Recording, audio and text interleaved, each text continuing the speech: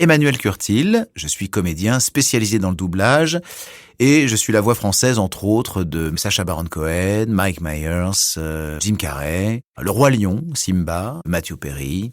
Vous avez pu m'entendre sur les 8 premières saisons de Friends, je n'ai pas fait les 2 dernières. Podcast Story réel. La mort de Matthew Perry, je l'ai apprise très tôt le dimanche matin, genre à 5h du mat, où je suis un peu insomniaque, donc j'ai vu ça à travers les réseaux sociaux, et il a commencé à y avoir des premiers posts. J'ai été très étonné d'avoir autant de coups de fil. Dès le dimanche matin, le téléphone a sonné, Le Parisien, TF1, après il y a eu Match, il y a eu France 2, enfin bon bref, je ne pas tous les faire. J'ai même dû en refuser certains parce que j'avais pas le temps, mais j'étais très très étonné qu'on me sollicite, n'étant que modestement sa voix française. Je ne l'ai jamais rencontré, j'ai eu des messages de condoléances sur Instagram, c'était un truc de dingue, j'ai eu l'impression d'avoir perdu un proche, et d'une certaine manière, j'ai quand même eu l'impression d'avoir perdu un proche. On se rapproche au maximum de lui, donc on a l'impression d'être lui d'une certaine manière. Pour ceux qui regardaient la VF et qui sont fans de cette série, je pense que c'est encore un peu de Matthew Perry qui subsiste après sa mort, quoi.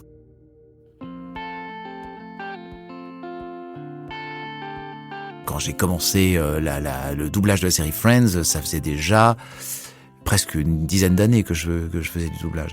On a commencé début 95, donc j'avais 24 ans. Et j'ai failli ne pas le faire, parce qu'en fait, j'avais refusé de faire le rôle, parce que j'avais pas assez de temps pour le faire. Donc on m'avait dit, oui, non, mais si on t'attend, tu viens à n'importe quelle heure, le soir. Donc les 2 premiers épisodes, je les ai enregistrés à 22h, un soir, après une longue journée de taf.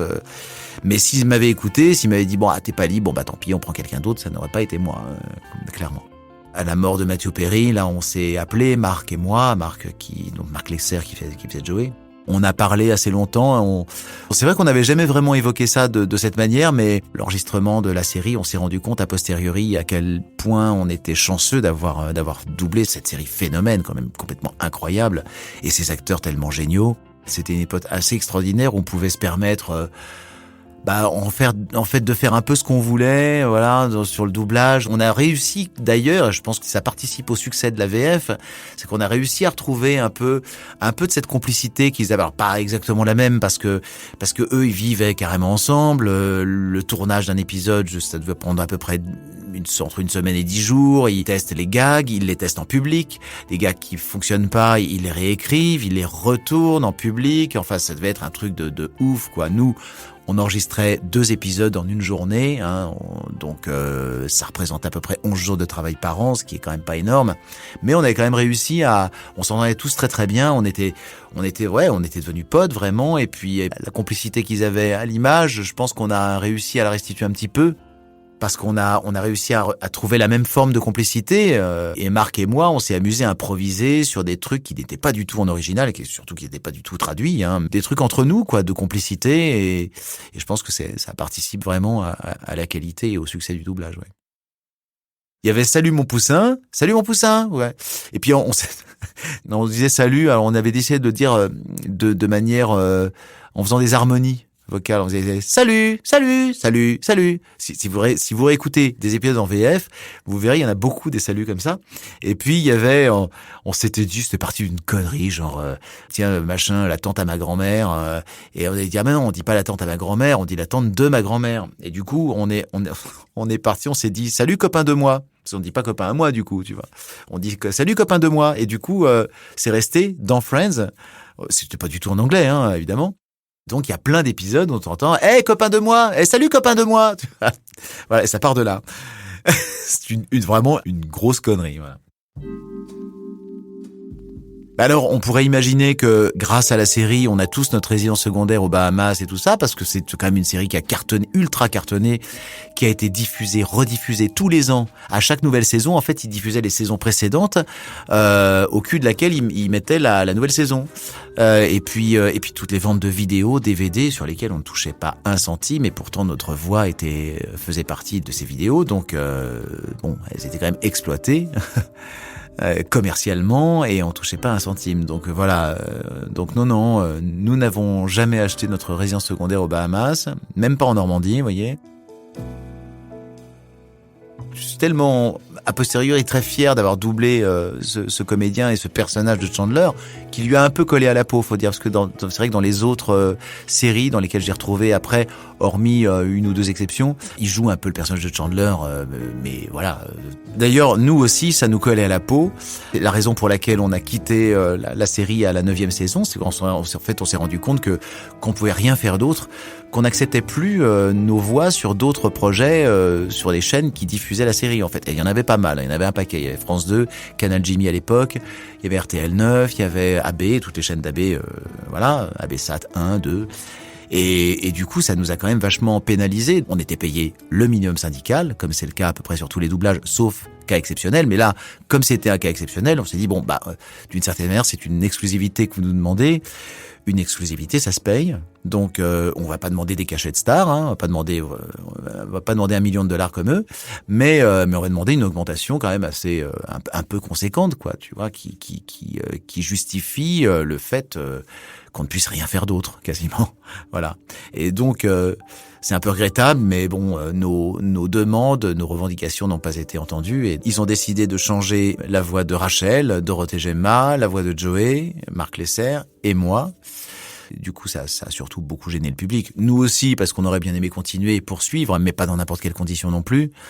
Ça me semblait tout à fait légitime, tout à fait normal de demander ça, mais c'est vrai que du coup, ça a un peu pénalisé le public surtout. En doublage, on n'est pas payé un cachet forfaitaire, sauf cas exceptionnel, mais on est tous payés au minimum syndical en fonction du nombre de lignes de texte qu'on dit. Le truc, c'est qu'il faut avoir beaucoup de lignes, il faut parler beaucoup pour être payé le mieux possible. Ce qui n'était pas le cas sur Friends, parce que on était 6 comédiens, donc 6 personnages récurrents, donc qui étaient donc Rachel, Ross, Phoebe, etc. Et on se partageait un petit peu le lignage. On parlait tous à peu près de la même manière, donc on avait un lignage qui était assez petit. C'est pas comme un rôle principal qui a le rôle principal et puis que des seconds et petits rôles autour. Plus les guests semi-récurrents, Tom Selleck, enfin ce genre de voilà. Donc c'est une série qui parlait beaucoup, mais en fait chacun parlait un tout petit. Finalement, quand on regarde, et en plus Chandler était, je crois, celui qui parlait le moins. Quand on regarde les épisodes de Friends, on a l'impression, parce qu'il est très présent, parce qu'il a des mimiques en plus, tu vois, physiquement, il a un tel sens de la comédie, et puis il a surtout c'est lui qui a les punchlines les plus drôles. Il sort un gag, on s'en souvient, ça devient culte presque, mais il en sort pas beaucoup. J'ai les retrouvés, j'ai eu la chance de le retrouver. Malheureusement, avec tous ses problèmes de santé, il était un peu absent à l'image. Lui, je pense que, il semblait très très touché à l'image et je pense que il regrettait un peu cette période. Je pense qu'on lui aurait proposé de signer pour 10 nouvelles saisons de Friends, il y serait allé, quoi. Je sais pas si on peut le dire, enfin bref, mais j'ai des potes qui ont rencontré leur comédien américain et qui m'ont dit avoir vécu un moment de solitude. Alors déjà, tu parles pas forcément anglais et la personne, en général, parle pas vraiment français. Et puis, t'as une rencontre qui est organisée. Alors, c'est dans un resto un peu chic, etc. Donc, t'arrives, il y a les 12 photographes autour qui photographient la poignée de main, le face-à-face, le grand sourire pour la presse. La star américaine, en général, a ses 2-3 gardes du corps. Toi, t'es là, t'es un peu, tu sens que t'es un peu tu vas servir à, tu vois, à faire du buzz et tout ça. On m'a jamais proposé de rencontrer Matthew Perry, mais à chaque fois qu'on m'a proposé de rencontrer un des comédiens que je doublais, j'ai toujours refusé parce que je préfère que ça se fasse dans des circonstances un peu plus conviviales, un peu plus spontanées, quoi.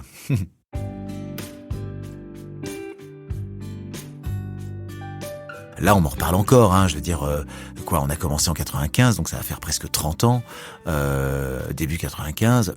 En fait, j'ai l'impression qu'elle vieillit pas, cette série, ça. Il y avait une espèce de cohésion, de fusion entre tous ces comédiens qui sont d'ailleurs restés très très proches dans la vie. C'est presque une famille, en fait, hein. Nous, on est moins proches parce que, déjà, il y en a qui se sont tirés assez loin, vivre assez loin de Paris, Il y a Phoebe Michel Litwack, elle est au Canada. Marc Lesser, il est en province aussi, il est assez loin. Dorothée Gemma aussi. On arrive à se retrouver parce qu'on continue à faire du doublage, donc on se croise sur des plateaux, mais c'est vrai qu'on n'est pas très proche géographiquement, donc ça n'aide pas. Le personnage de Chandler, c'est un personnage dans lequel je suis rentré immédiatement parce que ça correspond complètement à l'humour que j'aime. C'est un peu mon type d'humour dans la vie, pince sans rire, la vanne. Et puis un peu cette façon, ce débit un petit peu rapide et tout ça. Et franchement, et puis l'humour de la série, j'y ai adhéré immédiatement. J'ai connecté immédiatement à cet humour. Donc forcément, j'étais dans mes chaussons, quoi. J'ai pas trop galéré avant de trouver le personnage de Chandler. Il y aura peut-être un crowdfunding pour doubler les 2 dernières saisons et récupérer les voix françaises d'origine. On peut lancer l'idée. Alors après, je pense qu'il faut des autorisations parce qu'il y a bien quelqu'un qui détient les droits de diffusion de cette série. Mais qui sait, je sais que la série est diffusée sur Netflix dans son intégralité. Peut-être que Netflix va dire nous on aimerait bien pour les fans que voilà, et on le fera volontiers.